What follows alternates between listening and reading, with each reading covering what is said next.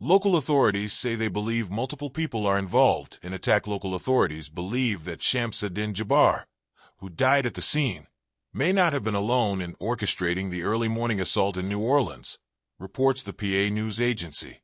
Louisiana Attorney General Liz Murrill told NBC News that she can say with some certainty that there are multiple people who are involved, that as per CNN.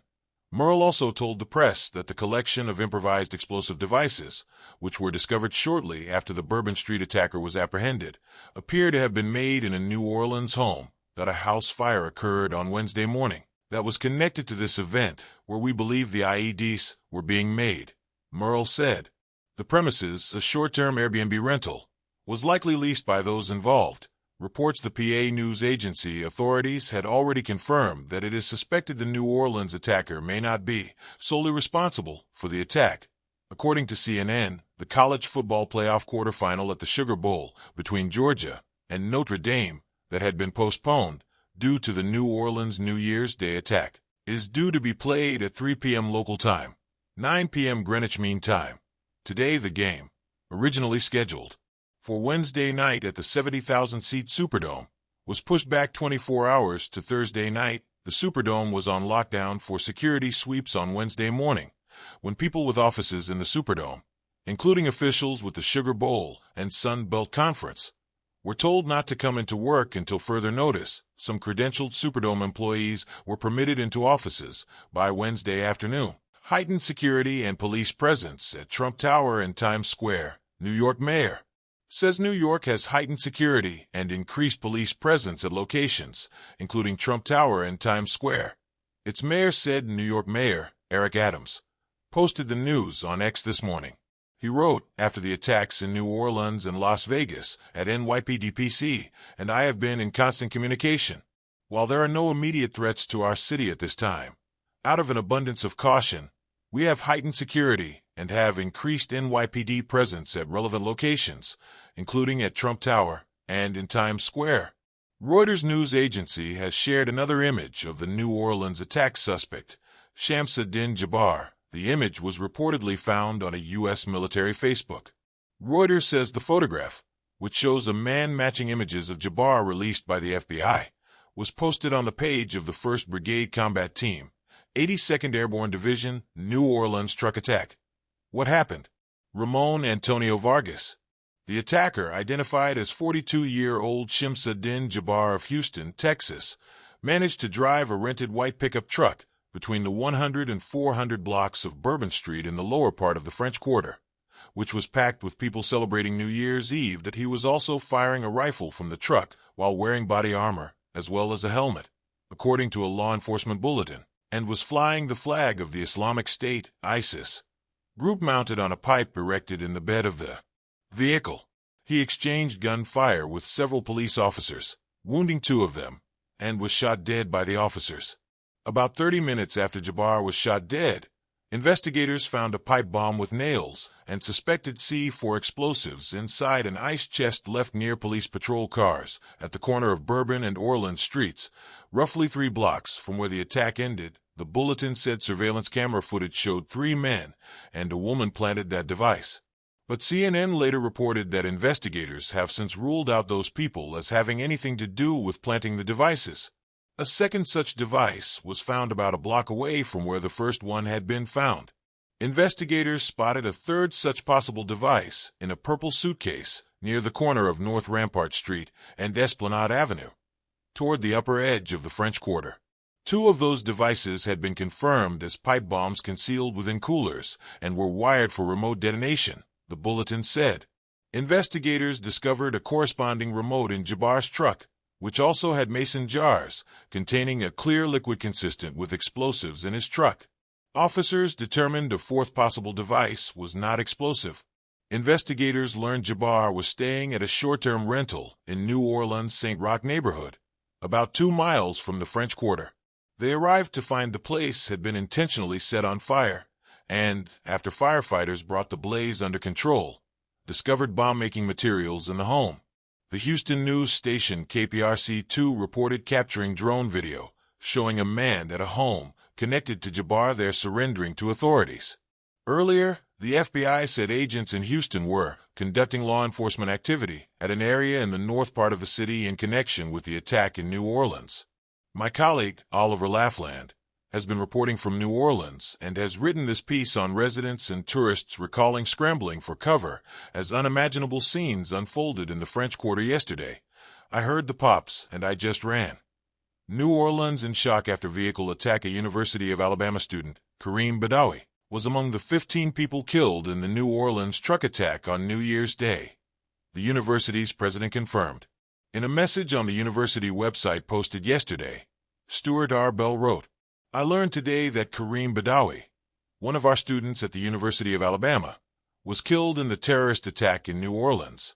I grieve alongside family and friends of Kareem in their heartbreaking loss." Bell added that the university's staff had been actively engaged in supportive outreach. He signed off Shamsuddin Jabbar, the 42-year-old U.S. citizen from Texas identified by the FBI as the New Orleans attacker, previously pleaded guilty to 2 charges, including driving under the influence in 2015, reports CNN. According to documents from a U.S. district court in North Carolina, obtained by CNN, Jabbar had driven under the influence of an impairing substance in November 2014 with a computer information system alcohol level from Georgia State University. CNN reports that documents also showed Jabbar was driving with an open container of alcoholic beverage after he consumed alcohol. Corporate records show that Jabbar got involved in a series of real estate businesses in recent years. While intoxicated, consulting firm Deloitte issued a statement severe level of the offense in North Carolina, served in a staff-level role, had his driving license suspended, being hired in 2021, on probation for 12 months. We are shocked to learn of reports today that the individual identified as a suspect of community association with our firm. He was also ordered to have a substance abuse assessment and treatment. Like everyone, we are outraged by the shameful and senseless act of violence injured after 42-year-old U.S. authorities in their investigation drove online Texas criminal court into a crowd of revelers had relatively minor offenses in his past, on New Year's Day, including a misdemeanor theft and driving with an invalid license into a close friend military died at the scene. The New York Times reported he was twice divorced through throwing people like 2022 during the second divorce. He reportedly wrote an email complaining that he needed to settle the divorce quarter because he could not afford to make his house payment otherwise. The Times reported visited by millions each year as a hub for music, culture, and raucous nightlife. Charles is an explainer on what the New Orleans French Quarter is, who had 2 daughters with Charles, French Quarter, had converted to Islam at some point truck attack. More recently, local authorities say crazy, cutting his hair. Marsh said he and Charles eventually stopped allowing her daughters, ages 15 and 20, to spend time with Jabbar, and that each of them were a mess after the attack. That I end an evening update. The New Orleans coroner said the death toll from Wednesday's attack stood at least 15. Local media identified the first known fatalities as Nikira Shyandito, 18, who had traveled to New Orleans from nearby Gulfport, Mississippi, with a cousin and a friend, Reggie Hunter, a 37-year-old father of 2 from Baton Rouge, Louisiana, and Tiger Beck, a 27-year-old Lafayette, Louisiana, native and former football player. A 4th victim was named as Nicole Perez, a 28-year-old mother and delicatessen manager from Metairie, Louisiana, who was celebrating the new year with friends. The New Orleans police chief said the 2 police officers who had been shot were in stable condition at New Orleans University Medical Center. The police chief said most of the injured were believed to be local residents and not visitors.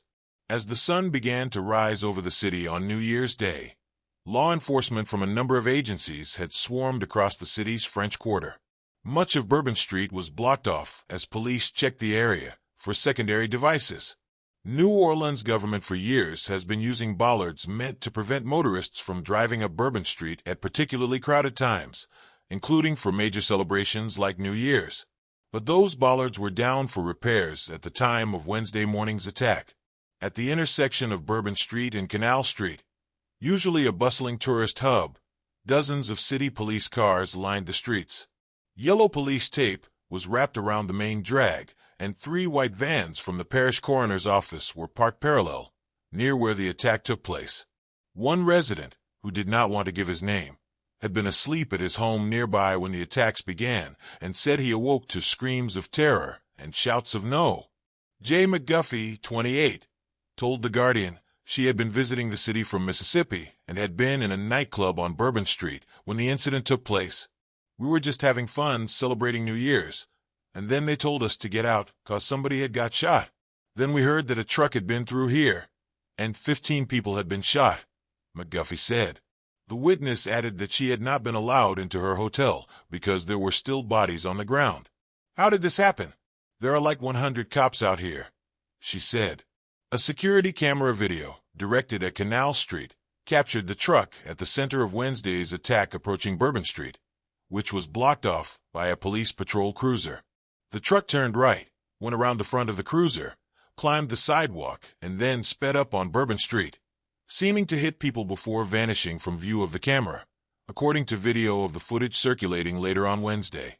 CNN quoted a witness, Kevin Garcia, 22, as saying, "All I seen was a truck slamming into everyone on the left side of Bourbon sidewalk. A body came flying at me," he said, adding that he had also heard gunshots. New Orleans has postponed the Sugar Bowl, a major college football game between the University of Georgia and the University of Notre Dame, originally scheduled for Wednesday evening, to Thursday. The city is also preparing to host the NFL's Super Bowl on February 9th. The city hosted a parade on Tuesday ahead of the Sugar Bowl, and according to CNN,